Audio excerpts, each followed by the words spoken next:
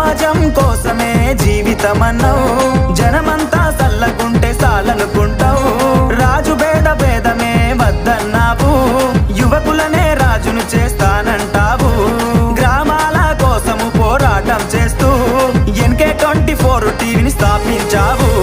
రామ్టెంకి శ్రీనివాసన్న రావాలన్నా నువ్వే కావాలన్నా, బెల్లంపల్లి గడ్డ మీద గెలుపు నీదన్నా.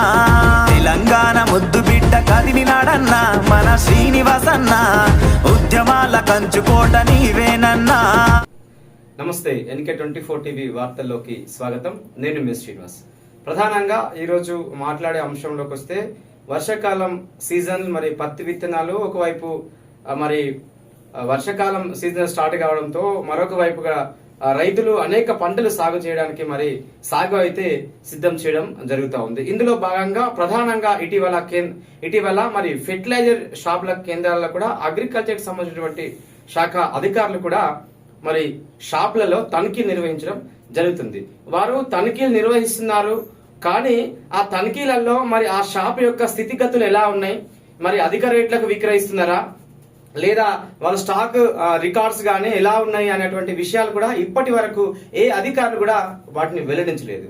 కేవలం వాళ్ళ షాపులలోకి వెళ్లి వారిని మరి తనిఖీలు నిర్వహించి యథావిధిగా పత్రికా ప్రకటన ఇచ్చి నార్మల్ గా దానిని క్లోజ్ చేస్తున్నారు. కానీ అక్కడ మరి వారి యొక్క మరి క్రయ విక్రయాల పరిస్థితి కావచ్చు, అక్కడ మరి ఏదైనా రైతులు కంప్లైంట్ చేస్తున్నారా, మరి ఫెర్టిలైజర్ షాప్ లో మరి అధిక ధరలకు గిన మరి వాళ్ళు అమ్మడం చేస్తున్నారా అనేటువంటి విషయాలు కానీ, మరి వాళ్ళకు గోదామ్స్ ఉన్నాయా లేదా, ఆ ఫెర్టిలైజర్ షాప్లకు సంబంధించినటువంటి యజమాని ఎవరి పేరు మీద సర్టిఫికెట్ ఉంది, ఆ సర్టిఫికెట్ సంబంధించినటువంటి వారు ఆ షాప్ లో ఉన్నారా లేదా, మరి ఎవరు దానిని మరి అమ్ముతున్నారు అన్నటువంటి వాటిపైన మరి శాఖ సంబంధించినటువంటి పరమైన చర్యలు కావచ్చు.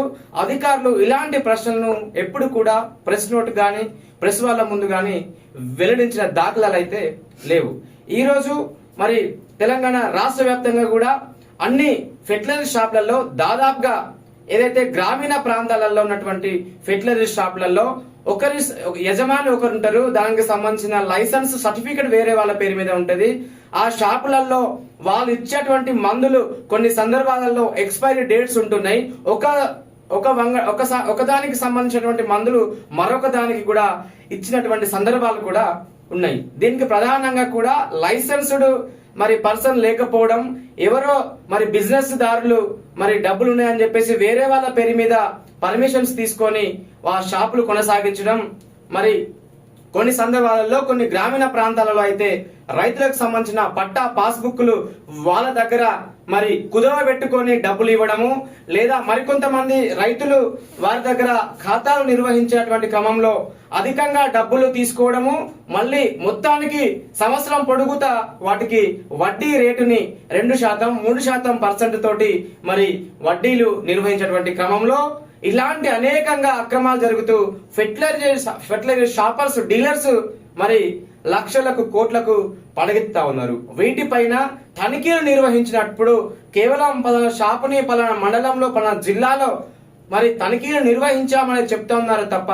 అక్కడ వారి పరిస్థితి ఎలా ఉంది, మరి వారి యొక్క సర్టిఫికేషన్స్ ఎలా ఉన్నాయి, అక్కడ వాళ్ళకు సిస్టమ్ ఎలా ఉన్నది, ఆ షాప్ వ్యవహారం ఎలా ఉంది అనేటువంటి విషయాలు అయితే ఇప్పటి వరకు ఏ అధికారి కూడా వెల్లడించలేదు. అంటే దీని వెనుక అనుమానం వ్యక్తం అవుతా ఉన్నాయి. రైతులను ఒకవైపు అధిక రేట్లకు ప్రింట్ రేట్లతోటి అమ్మి అధికంగా వడ్డీ వసూలు చేస్తూ మరి వాళ్లకు కొంతమంది డీలర్స్ వాళ్లకు ఉద్దరగా ఇచ్చి సంవత్సరం పొడుగుతా ఆ డబ్బులకు వడ్డీ వేయడము, అధికంగా డబ్బులు తీసుకోవడం అటువంటి చర్యలు చాలా జరుగుతూ ఉన్నాయి. మరికొన్ని చోట్లనైతే ఆ పట్టా పాస్బుక్లు కావచ్చు, వాళ్ళ దగ్గర సంబంధించిన ల్యాండ్ డాక్యుమెంట్స్ కూడా కుదవ పెట్టుకొని కూడా మరి ఇలాంటి పరిస్థితులలో ఆ రైతులకు కావాల్సినటువంటి మందులు గాని ఇచ్చేటువంటి పరిస్థితి నెలకొంది. మరొక వైపు కూడా పత్తికి సంబంధించినటువంటి కావచ్చు, వరి అనేక సాగులకు, ఇటు మక్క కావచ్చు, జొన్నలే ఇట్లాంటి సాగులకు సంబంధించిన వ్యవహారంలో చాలా మంది కూడా మండలాల్లో ఉన్నటువంటి గ్రామీణ ప్రాంతాల్లో ఉన్నటువంటి ఫెర్టిలైజర్ షాపుల వాళ్ళకి అవగాహన లేదు. వారు ఏదో మందు ఇవ్వడం, కొన్ని సందర్భాలలో వందలాది ఎకరాలుగా ఆ పంట నష్టపోయినటువంటి దాఖలాలు కూడా మన ప్రాంతంలో కనిపిస్తా ఉంటాయి. అంటే వీటిపైన అధికారుల పర్యవేక్షణ ఎప్పటికప్పుడు లేకపోవడం, కేవలం నామమాత్రంగానే తనిఖీలు నిర్వహించడం, ఖచ్చితంగా కూడా మరి ఏదైతే ఒకవైపు నిరుద్యోగం పెరిగిపోతా ఉన్నది, యువకులు కేవలం ఆ సర్టిఫికేట్స్ వాళ్ళకు అరువుగా ఇచ్చి రెంటల్ గా అగ్రిమెంట్ రాపించుకొని మరి వాళ్ళ పేరు మీద సంవత్సరానికి కొంత ఒక 10,000, 20,000, 30,000 చొప్పున ఆ సర్టిఫికేట్ ని వాళ్ళకు ఇచ్చి ఏదైతే వ్యాపారం చేసేటువంటి వాళ్లకు ఆ సర్టిఫికేట్స్ ఇచ్చి ఆ సర్టిఫికేట్స్ పేరు మీద వాళ్ళు షాపులు దాదాపుగా 50% పైన ఇలాంటి షాప్స్ ఉంటాయి.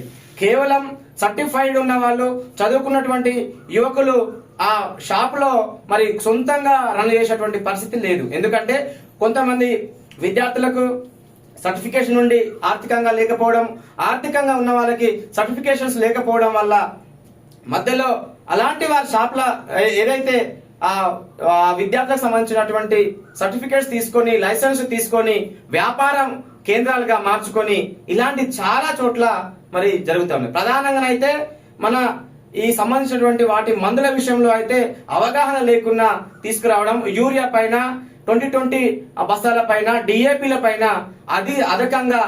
అధికంగా ఛార్జీలు వసూలు చేయడము, రానుపోను ఛార్జీలను లెక్క వేయడము, ఇలా అనేక అక్రమాలు జరిగినా కూడా వీటిపైన ఇప్పటి వరకు అగ్రికల్చర్ సంబంధించినటువంటి ఆఫీసర్స్ నామమాత్రంగా చర్యలు తీసుకున్నారే తప్ప మరి ఖచ్చితమైనటువంటి చర్యలు లేవు. కాబట్టే వ్యాపారానికి సంబంధించినటువంటి మరొక వైపు లైసెన్స్ విత్తనాలు వేయాలని చెప్పేసి ఇటు పోలీస్ డిపార్ట్మెంట్ తో పాటు అగ్రికల్చర్ సంబంధించినటువంటి చాలా మంది అవగాహన కల్పిస్తా ఉన్నా కూడా మనకు మహారాష్ట్ర దగ్గరగా ఉండడంతో మహారాష్ట్ర నుండి మరి లైసెన్స్డ్ గా లేనటువంటి చాలా మందులు కూడా మనకు చెలామణులు అవుతూ చాలా మంది రైతులు కూడా మరి విత్తనాలు సరిగా మొలవక మరి బయట నుంచి తీసుకొచ్చిన లైసెన్స్డ్ అవి మందులు కాకుండా వేరేవి వినియోగించుకోవడం ద్వారా చాలా మంది రైతులు కూడా మరి మోసపోతా ఉన్నారు.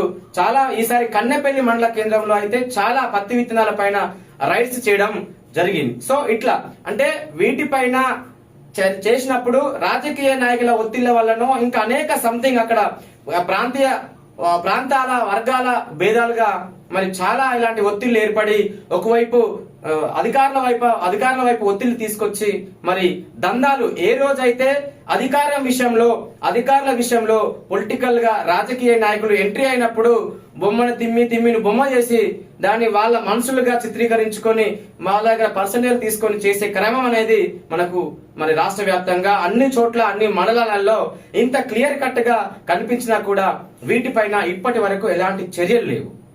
వీటిపైన చర్యలు లేకపోవడం వలన ఇష్టానుసారంగా మరి మందులు వాడుతూ మరి భూసారాన్ని తగ్గిస్తూ రైతులకు అగ్రికల్చర్ ఆఫీసర్స్ అవగాహన కల్పించకపోవడం ద్వారా అనేక ఇటు యూరియా ఎక్కువగా వాడడం ద్వారా కిడ్నీల సమస్యలతో పాటు అనేక అనారోగ్య పరిస్థితి ఏర్పడేటువంటి పరిస్థితి ఉంది. అంటే మోతాదుకి మించి మందులు కూడా రైతులు ఈ రోజు వినియోగిస్తా ఉన్నారు. మరి ఇలాంటి కార్యక్రమాలు అగ్రికల్చర్ ఆఫీసర్స్ కేవలం సీజనల్ ప్రారంభం కాగానే కొంత అవగాహన చేసినట్టుగా మరి చేసి వీటిని మధ్యలోనే వదిలేస్తూ ఉన్నారు. కాబట్టి వీటిపైన ఖచ్చితంగా కూడా అధికారులు ఇటువైపు ప్రజలు తప్పకుండా కూడా వీటిపైన ఆలోచన చేయాలి. వారికి ప్రజలకు అవగాహన కల్పించాలి. మరి ఏవైతే లైసెన్స్ గా లేనటువంటి ఖచ్చితమైనటువంటి ఓనర్లు లేకుండా వేరే వాళ్ళ సర్టిఫికెట్స్ రెంటల్ గా తెచ్చుకొని నడిపించేటువంటి షాప్ల పైన మరి అధికంగా వడ్డీ వసూలు కావచ్చు, అధిక ధరలకు అమ్మే వారిపైన ఖచ్చితంగా కూడా చర్యలు తీసుకోవాలి అని చెప్పేసి ఈ సందర్భంగా NK24 టీవీ మరి తరపు నుంచి అయితే అధికారులను కోరుతా ఉన్నాం. దీనిపైన కలెక్టర్లు కావచ్చు, మరి అగ్రికల్చర్ ఆఫీసర్స్ కావచ్చు, వీటిపైన మరి చాలా ప్రత్యేక శ్రద్ధ తీసుకోవాల్సిన అవసరం ఉందని ఈ సందర్భంగా అయితే అధికారులకు తెలియజేయడం జరుగుతూ ఉన్నది.